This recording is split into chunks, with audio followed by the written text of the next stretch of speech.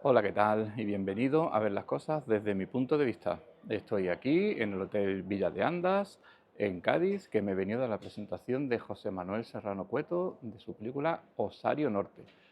Él es escritor, él es guionista, él es podcaster, él es director también de cine, hace mil cosas y tiene muchísimas cositas que contarnos. Así que vamos adentro y que nos cuente cosas. Un saludo.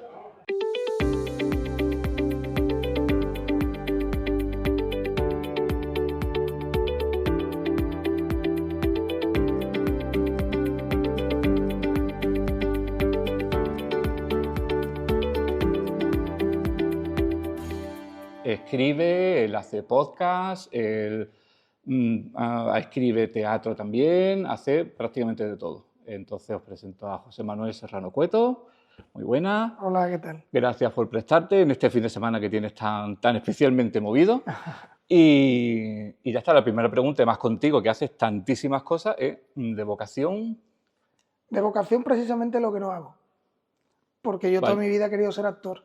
vaya. Yo quise ser actor. Ajá. En realidad, cuando yo el cine y el teatro me llama, que es desde muy pequeño, a los 8 años además, yo nunca, si le preguntas a mi madre, ya no está la pobre, pero le preguntas a mi padre, bueno, mi padre no creo que se acuerde mucho, pero cuando le preguntaban a mis padres qué quería ser yo desde pequeño, nunca divagaban, porque siempre quise ser, desde los 8 años, actor. Hice una obrita en el colegio en el que decía una frase que todavía me acuerdo, que era cubiletes de sidra de Grasalema, bueno, dicho de otra manera, ¿no? Pero era la típica obra de pastor, y yo decía esa frase y era el pequeño del grupo. Yo creo que por ser el pequeño del grupo y haberlo dicho con cierta gracia, no como lo he dicho ahora, el público empezó a aplaudir, todo el teatro a aplaudir, y a mí aquello me dio un vuelco y me encantó ese aplauso. Digo, guau, qué bonito, ¿no? Y entonces quise ser actor. Y yo, claro, yo veía las películas, me encantaba el cine de muy pronto, pero yo no sabía ni que había directores detrás. Yo lo que veía era lo de la pantalla. Y yo quería ser Gene Kelly.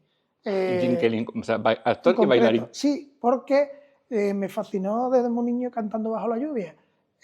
Y yo iba al colegio deseando que lloviera. Cuando llovía iba subiéndome a la farola, iba cantando, y yo me hubiera encantado saber bailar como bailaba Qué Gene bueno, Kelly, ¿no? qué bueno. Y al final no lo hice, no fui actor. En gran parte de la culpa la tiene la voz que tengo, tan característica y tan diferente, porque yo de alguna manera y lo he dicho ya muchas veces, ya me da igual, ¿no? Pero durante mucho tiempo me acomplejé bastante, ¿no? Por la voz que tenía, hasta el punto, lo he dicho alguna vez, pero muy pocas veces, esto no sé si se lo sabe Jorge, lo mismo si no lo sé, que yo me presenté a la Escuela de Arte Dramático para hacer el acceso de dirección y de interpretación. Cuando llegué a la interpretación, iba a entrar a hacer la prueba y no entré, no la hice, porque pensé que no. Y es Bueno, curioso porque luego en dirección sí. hice cositas de actor y alguna profesora me decía, hostia, pero tú por qué no Tiene también. madera. Pero bueno, ya la vida me fue llevando por otros caminos y es mi espinita que tengo ahí. Al final me he enrollado en decirte Que de todo querías, lo que hago, lo que no hago. lo que no haces es lo que tú querías hacer de pequeño. Exactamente. Pero bueno, te ha llevado a colocarte más bien detrás de las cámaras Sí. entonces, porque ahora está, porque aparte de que ahora estamos presentando este fin de semana Osario Norte, lo estás presentando aquí en Cádiz, aparte de eso, has hecho muchas más películas antes y eres muy director de cine, te has volcado mucho en la dirección y en la escritura porque Cuando te has descubrí, colocado detrás. sí, cuando descubrí la dirección, bueno, en vez de apartarme de esto, ¿no? Pues de decir, bueno, pues como no, por mi complejo, por lo que sea, no voy a ser actor, pues me aparto, ¿no?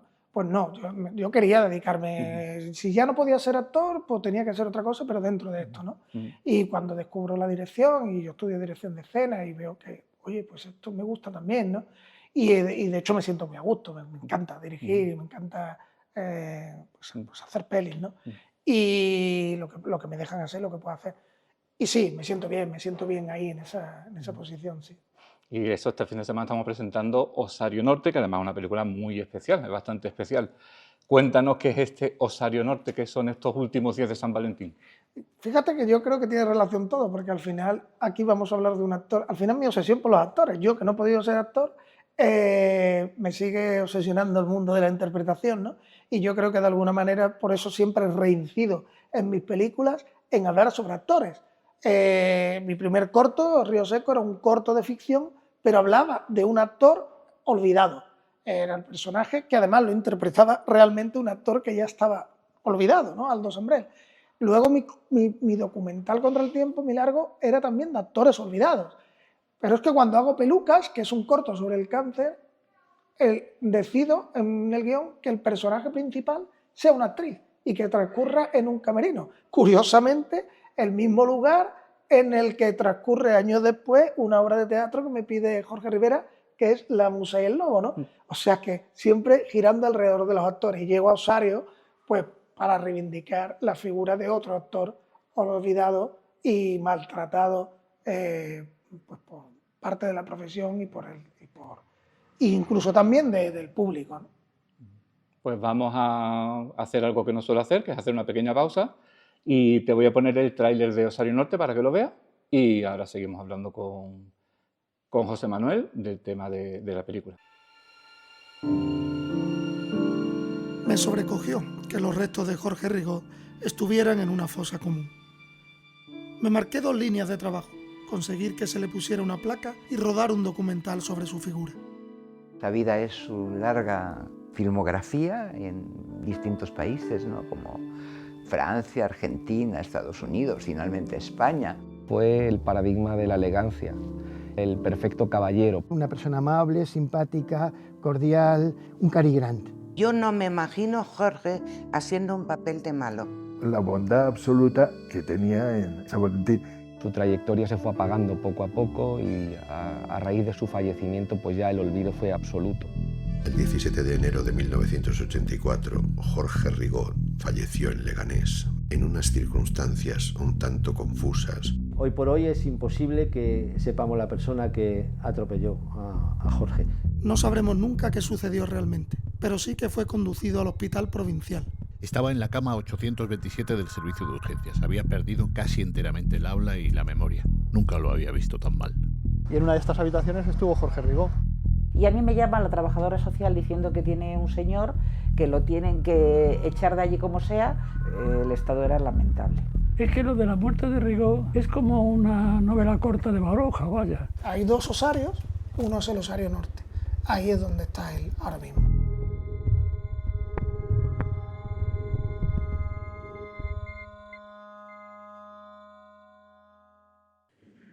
¿Te ha gustado, no? Pues estate atento, que en breve lo podrás ver en algún sitio de tu ciudad y merece muchísimo la pena que lo veas.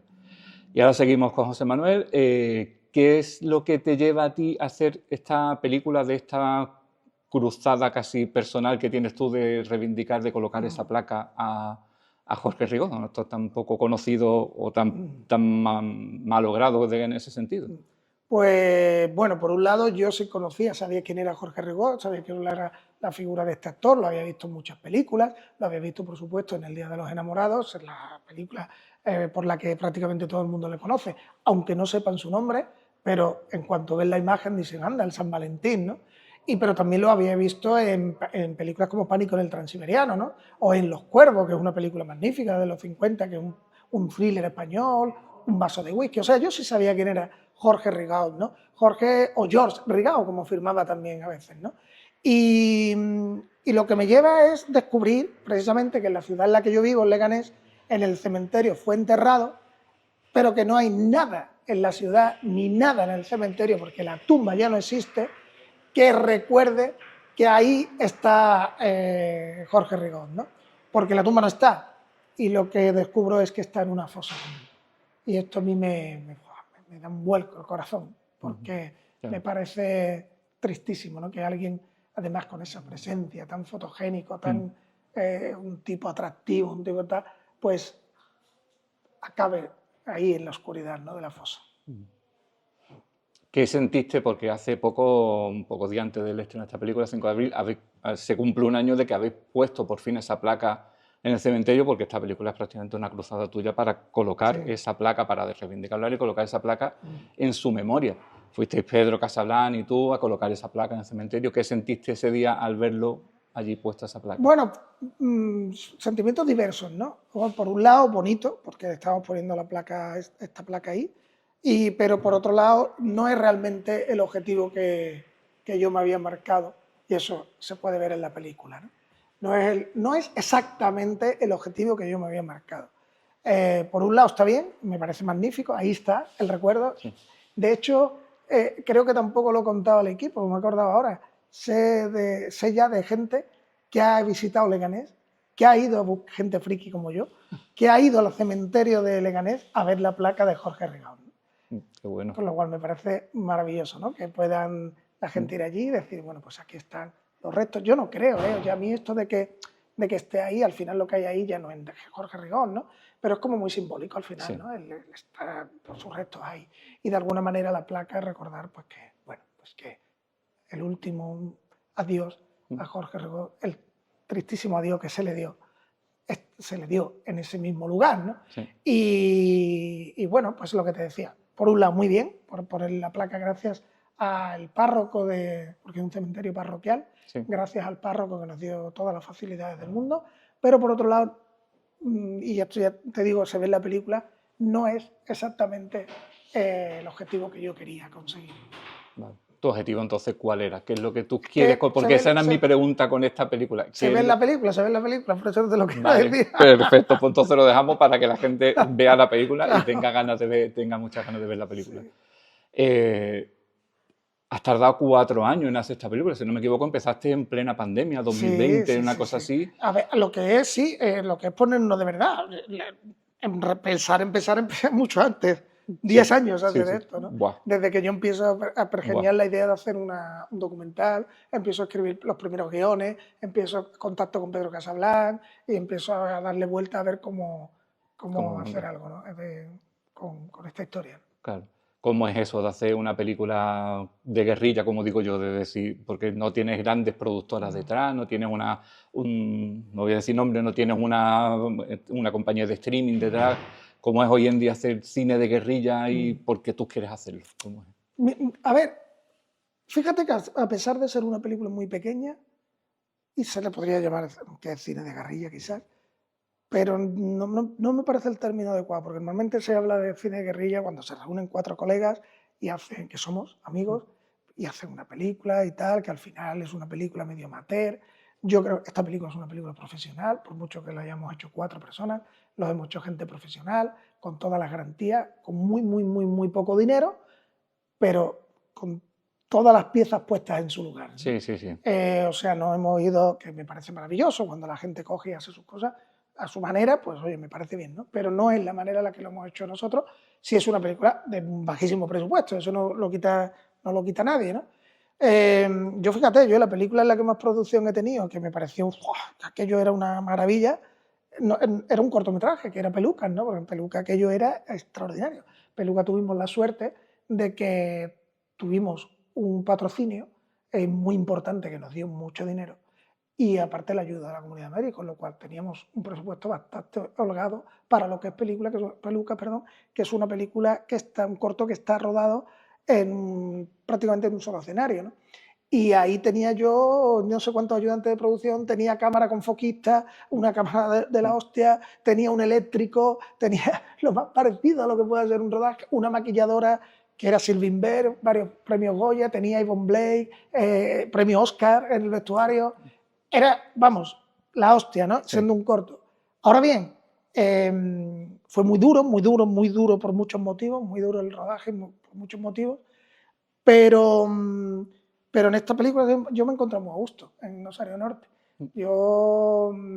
Y cuando se trabaja de manera, haciendo una película de guerrilla, es verdad que también es duro, porque a veces, hostia, no tienes presupuesto, claro. No tienes para hacer cosas, y las cosas no salen como quieres tú, a veces hay muchas tensiones, claro. Precisamente por eso. Aquí no la ha habido. Aquí ha sido todo muy fácil, muy bien, porque ha habido un equipo muy compenetrado, alguna vez decíamos en el rodaje, ¿no? Para que está San Valentín aquí, ¿no? Con nosotros de alguna manera, sí. El ángel, su ángel, sí. Cuidándonos, porque una de las cosas era terminar antes de la hora de... Normalmente un rodaje no se termina yo no lo conocí nunca hasta ahora. Sí. El poner un horario de rodaje y terminar. No es como ir a fichar a una oficina. Claro. Aquí terminamos antes. Y me parece increíble eso, ¿no? Y muy relajado, muy bien, Claro. muy bien. Por eso te decía que precisamente, quizá el término no es ese de guerrilla, pero que contando con pocos medios económicos, habéis hecho un producto de una calidad sublime. O sea, quienes vean la película en el cine, quienes tengan ocasión de verlo, va a ver que la calidad de la película es brutal, que no es lo que tú dices, no es una película hecha por 4 amigos en un reportaje ni en un fin de semana, como digo yo, sino que es una cosa mucho más complicada y mucho más profesional, con muchas colaboraciones también de grandes actores, de grandes estrellas de la época de Jorge Rigó, de épocas modernas, que la verdad es que el resultado final es brutal. Había muchos, volviendo a lo del ángel, muchos momentos que se ven en la película que cualquiera diría, eso ha costado un dineral, pero que ahí estaba el ángel de Jorge Rigó para solucionarnos esos momentos que mágicos, algunos casi improvisados durante el rodaje, que surgían de buena primera y que han hecho que la película, yo creo, tenga mucho más empaque y parezca que es una cosa en algunos momentos como muy, como es eso, como, hostia, como esto, aquí hay producción, ¿no? Una producción. Sí. El aspecto que da cuando la he visto es totalmente Entonces, decir que esto no es 2 amigos que han hecho una peliculita, esto es... Que, a ver, que yo con todo el respeto, que me parece claro. magnífico que cada uno haga, Claro. oye, que hay películas maravillosas hechas de esa manera, ¿no? Pero bueno, yo creo que en este caso, lo que hablábamos, una producción pequeña, pero con todas las cosas puestas en su lugar, con todo el mundo en regla y bien. Vale. Yo, como tú y yo tenemos un amigo común que es Jorge, otro Jorge, que es Jorge Rivera, no Jorge Rigó desde la película, y él me dice mucho que yo soy el antipúblico. Entonces yo, con todo lo que tú me cuentas de la película, tal, yo, después de haberla visto, yo me quedo sobre todo con la parte que a lo mejor es la sorpresa que tú quieres guardar, y a lo mejor esta parte desde aquí ya la tenemos que cortar y empalmar, que es precisamente toda esta historia triste que hay detrás de este hombre, de este abandono que ha sufrido, de decir, es gente que es una persona que su final no ha sido el que se merecía. Es que es eso, la película en realidad nosotros, toda la película está pensada para acabar hablando de eso, porque lo que queremos en realidad es hablar de eso, de lo que le pasó, porque cuando yo descubro que este hombre está en una fosa común, lo que yo quiero contar desde el principio es que no puede ser que una persona y que la profesión le haya dado de tal manera de lado que este hombre esté ahí y que no solo eso, sino que cuando se le hace el entierro no haya nadie prácticamente de la profesión. O sea, una persona que fue muy querida, muy querida. Eso me parece tristísimo, ¿no? Y por desgracia pasó con él, ha pasado con mucha gente y seguirá pasando, ¿no? Y también con gente anónima, ¿no? Que bueno, pues que hay gente que por desgracia no tienen familia, como le pasó a él, están solas y bueno, a mí me gusta mucho, como Pedro Casablanc, visitar los cementerios y leer las lápidas, ¿no? Y ver un poco cómo están cuidadas, cómo tal, no sé qué, un poco. Recorro mucho, ¿no?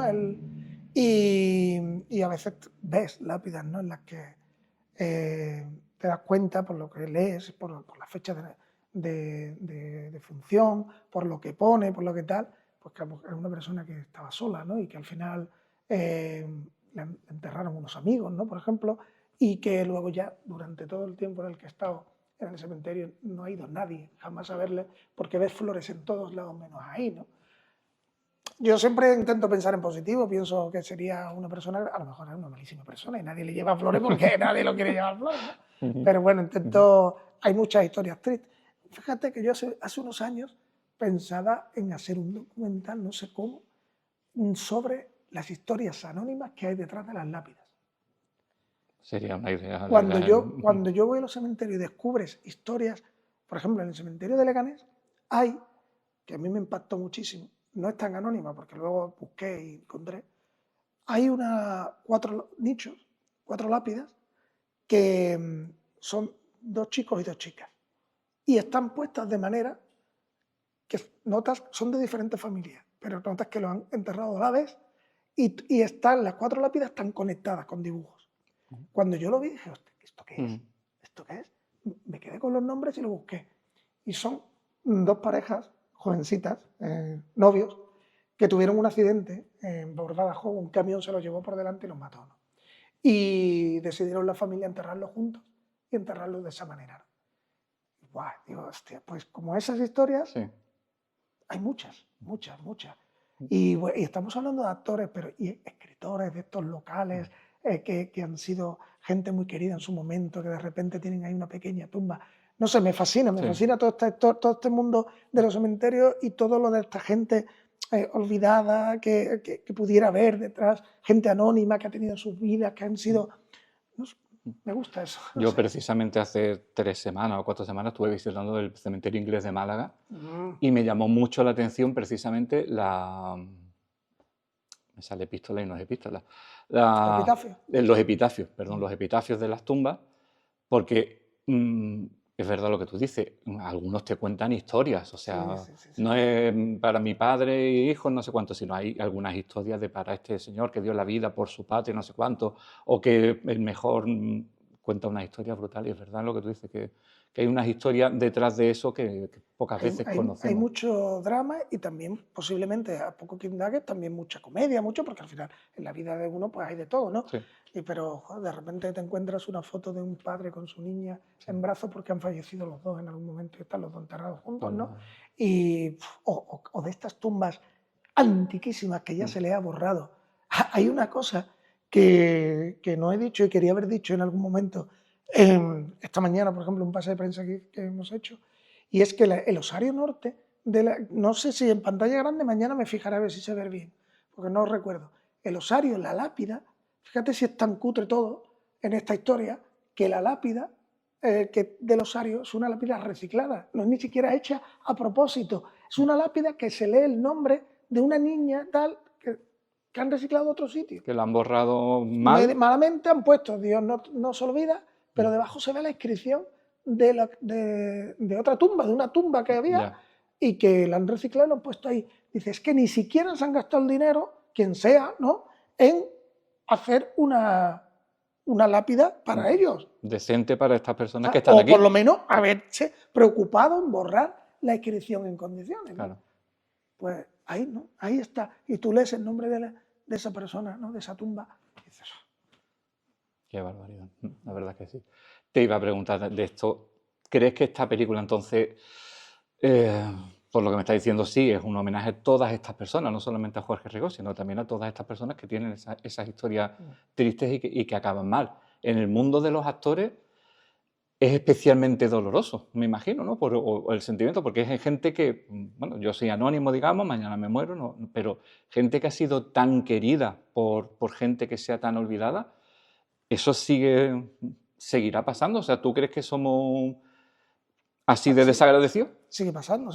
En la película mencionamos varios casos, ¿no?, que no son del año 84 como Rigó, y aquí tenemos uno muy cerca, en Cádiz, el actor Paco Algora, por ejemplo, ¿no? El actor Paco Algora, que es un actor, pues lo mismo, ¿no?, que a lo mejor por el nombre no le ponemos, pero si vemos la foto lo hemos visto en muchísimas películas del cine español. Y Paco Algora, que trabajó en La Colmena, en Habla Mudita, bueno, en muchas de Garci. Paco Algora era madrileño, se vino aquí a Cádiz un poco porque él, bueno, lo reconocerá mucha gente que nos oiga, si nos oía alguien mayor, era el cura de Curro Jiménez, ¿no? Y este hombre conoció esta zona cuando Curro Jiménez se vino a vivir a Vejer de la Frontera. Y en Vejer de la Frontera le intentó montar un grupo de teatro y tal, y aquí estuvo viviendo. Falleció con una pobreza... Y hasta el punto de que cuando se le entierra en el nicho de Vejer, hoy por suerte corregido eso, durante un tiempo lo que tenía era una tabla de madera con su nombre. Qué barbaridad. No tenía ni una lápida. Hoy el ayuntamiento por fin le pudo colocar una lápida, ¿no? Pero hay fotos por internet, ¿no? Se ve el nicho y una tabla de madera que ni siquiera estaba encajada y de mala manera puesta. Me parece recordar que cuando presentaste Osario Norte, no sé si fue el año pasado, el anterior en el Festival de Cine de Málaga, que hiciste una vista previa y tal, creo que comentaste algo de que se estaba poniendo en marcha o que tú debería ponerse en marcha una fundación para para que esta memoria de estos actores no acabe de esa manera. No sé si fundación... Sí, no recuerdo lo que dije, porque no recuerdo lo que dije ayer, pues no me voy a acordar de eso. Sí, sí. Pero a mí me impactó esa frase porque... Pero bueno, está Aisge se supone, y por lo que yo sé de ciertas personas parece que funciona bien, es que Aisge es la que tiene que vela por esto, por los actores, ¿no? Entonces, a lo mejor lo que mencioné fue esa idea que hubo en su momento de hacer la casa del actor, que era una idea de Pilar Bardem estaba detrás, para hacer como una especie de, digamos, no sé si residencia, no sé cómo llamarlo, para actores, ¿no? Que eso existe en Hollywood, existe en muchos sitios, ¿no? Para acoger a estos actores, estas actrices que acaban sus vidas con una pensión paupérrima, por múltiples motivos, ¿no? Y que puedan estar con gente de su entorno, con compañeros, bien cuidados, claro, y de alguna manera atendidos, ¿no? Y quizás a lo mejor se fue eso, que eso no se llegó a concretar y no hay la casa del actor tal cual como se pensó, no existe, ¿no? Acabas de mencionar precisamente Hollywood, te quería preguntar, ¿tú crees que aquí somos más crueles que, por ejemplo, en otros países con este tipo de memoria? A lo mejor en Hollywood o en Inglaterra son más conscientes y tienen más respeto por esta gente que le ha dado tanto. En España somos especialmente olvidadizos, ¿no? Y desmemoriados. Y bueno, en otros países tienen otros defectos o tienen también los mismos, pero aquí tenemos muchos, ¿no? Y se ve con el odio que hay al cine español, ¿no?